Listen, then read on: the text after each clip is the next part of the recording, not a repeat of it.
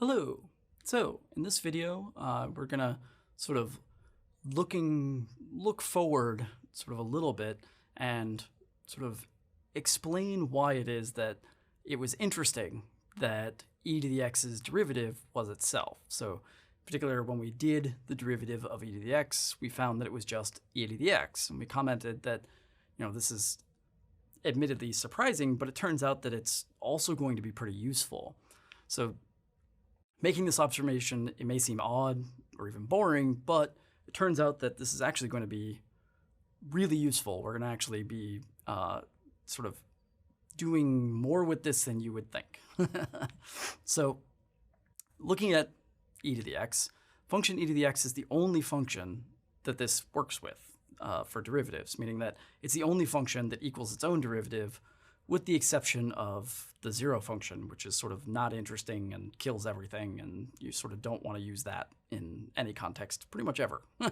So aside from that, then e to the x is the only one that does this.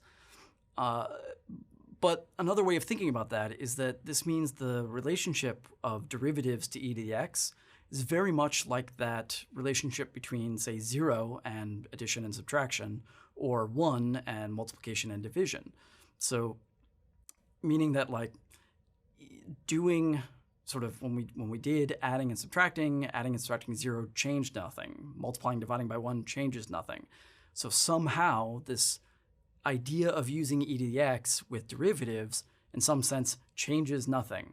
Now, how exactly we're going to harness that is something we will see, but this should sort of lend intuition that this is going to be useful. So if you think back, right, when we did adding and subtracting 0, so we noticed adding and subtracting 0 didn't change things, and we used that to sort of harness this idea of adding or subtracting 0 cleverly, right? So we would add and subtract the same expression, a non-zero expression, but since we added and subtracted it, it would be the same as adding or subtracting 0.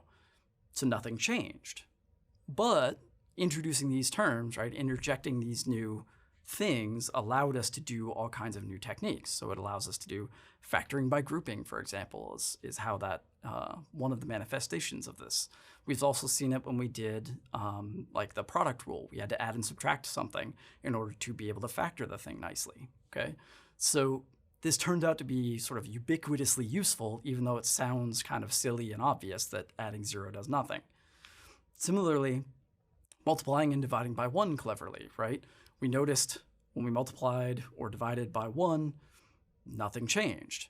We use this to do that sort of multiplying or dividing by 1 cleverly technique, right? This idea of multiplying and dividing by the same non-one term, right? Some complicated thing, but since we multiply and divide by that thing, that helped us, right? It ensured that the expression didn't change, but gave us new things to work with. So this is how, for example, we do rationalizing denominators and numerators, right? We would multiply by some conjugate piece on the top and bottom, so we didn't change anything, but it allowed us to lift roots and get stuff sort of more simplified in order to actually move the problem forward.